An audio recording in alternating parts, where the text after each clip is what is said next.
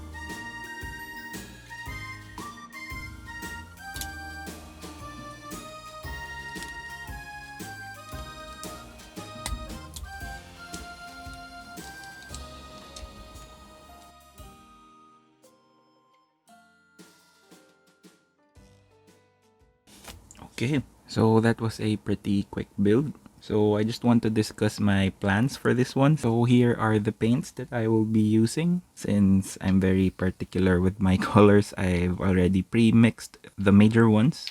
And this is the fun part. I got water slide decals. So I have here some decals from DL Model. I have 2 sets, RG RX-78-2. This one is just some generic caution markings in white. So yeah. This will really spice things up, so I'm excited for this one. Also, I decided that I wanted to sharpen the V-fin.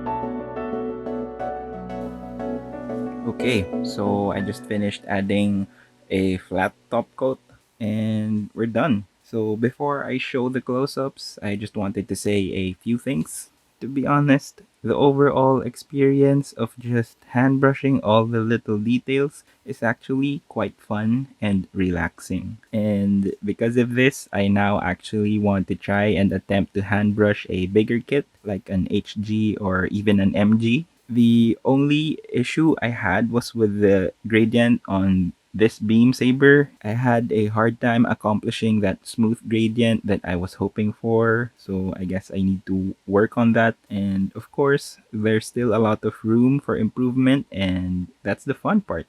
So, my conclusion to this entire thing, well, hand brushing can actually give you surprisingly good results. Making small variations with your brush strokes as you paint is already creating some texture and a little bit of weathered look without you even trying. So, all in all, I can confidently say that hand brushing Gundams is a good alternative to painting your beloved kits. All fans of Gunpla should give it a shot. Of course, primer coats are best done with spray cans or airbrush since we need that durability. But if you want to customize and add details to your kits but find masking tedious, then maybe hand brushing is for you. So yeah, I guess that's it. And I shall declare this quest accomplished. It's time to show you the close-ups. But before that, I just wanted to say thank you for your time and thanks for watching.